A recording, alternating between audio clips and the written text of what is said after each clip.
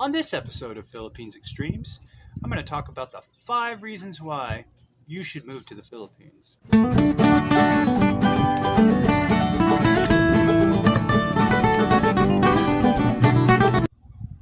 Now, before I get to the 5 reasons, I'm going to ask, please like and subscribe.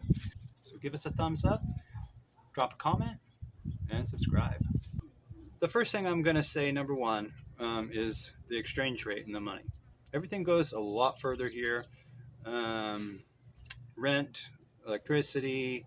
They complain about the electricity being high here. Frankly, our last electric bill was 1,700 peso, and what is that? That's 1,500. It's like 30 something, 35, 40 bucks, for a whole month. Super affordable. Our apartment is about $80 a month, and everything is super duper affordable. And I'm going to make a video on our budget in the next couple of days to tell you how much we actually pay each month, because I know a lot of people like to see those things, and I want to show you how we do it, which is pretty impressive as far as dollar wise. And I'm having a great time, and I don't feel like I'm skimping or anything. Anyway, so the money is one of the primary reasons why you should move here. Number 2, the people. Now, the people are amazing here. You're going to find that these Filipinos, they work their butts off. They're 6-7 days a week for $3, $4, $5 a day, trying to provide for their families, and it's extremely difficult.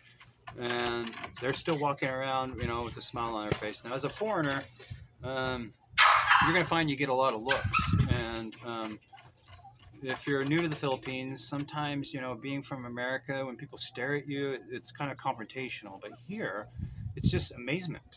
A lot of people don't get the opportunity to see very many foreigners. And when they do, they're curious.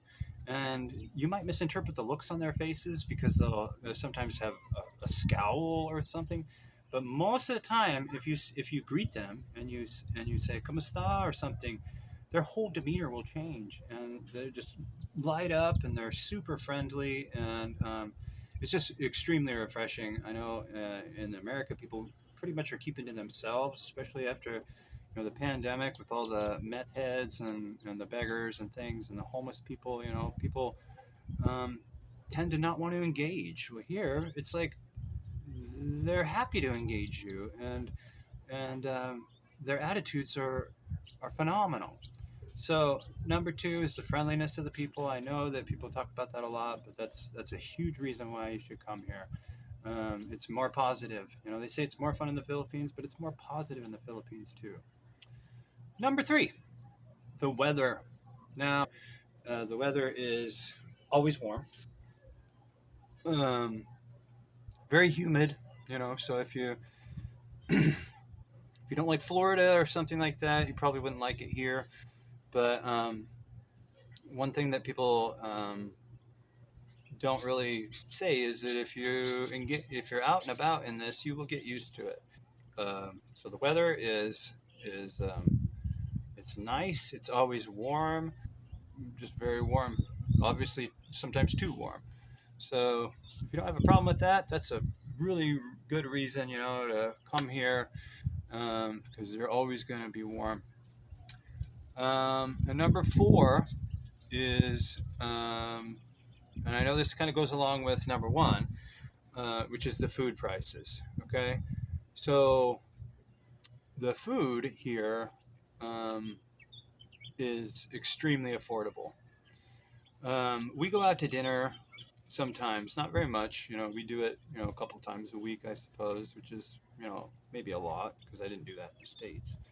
But I'll go out with my wife, and we'll get some chicken and some rice and maybe a dessert, and we'll pay less than 1,000 pesos, less than 20 bucks. And more often than not, if we go to like a chicken place and get some barbecue or something, we're going to spend 400 pesos for two nice big fat pieces of chicken, rice, and a drink for 350, 400 peso, and that's a full meal. So, but more importantly is when you shop. So you go to the markets and you buy everything sold by the kilo here as opposed to the pound in the States. So you can get, three big fat fish for 250 pesos, which is roughly $5, and you're getting three huge fish for $5. I mean, think about that. In the States, if you buy a big piece of fish, it's going to be 7, 8, 9, $10 just for one. And here we're getting three, and we freeze two of them, eat one. It's 2, 3 meals.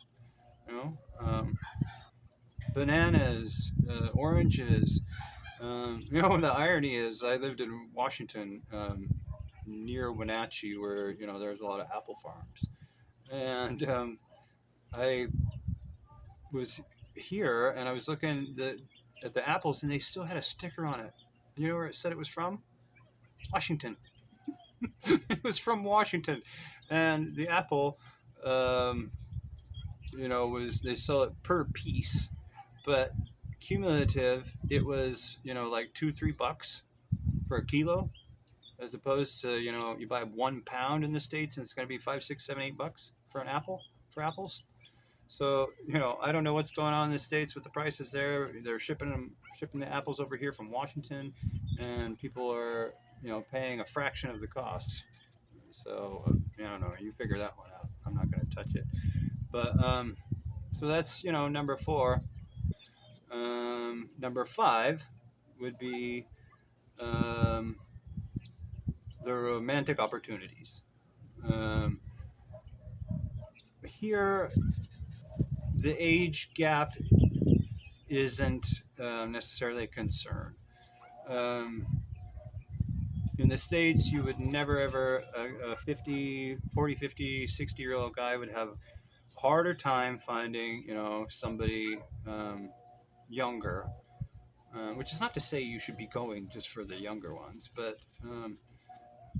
here, you're going to find somebody, if you want to have family, it's going to be hard at your age to be able to have a family, in the States with somebody, who's still viable, who can still have kids. So you might as well scratch it off the list if you're in the States, unless you're extremely rich and you can, get that gold digger girl who's going to give you a couple kids, but then ultimately she's going to ditch you. Now that is also a risk here, but if you set yourself up, like I've said before, you set yourself up for success on that, you're going to have a better chance of finding a good one and being able to live out your dreams. So, that is definitely a viable option.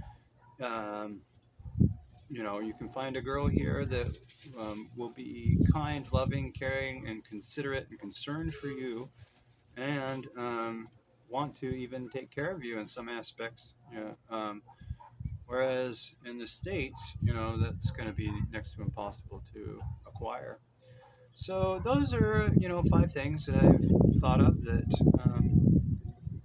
you should probably consider, and you should definitely move to the Philippines.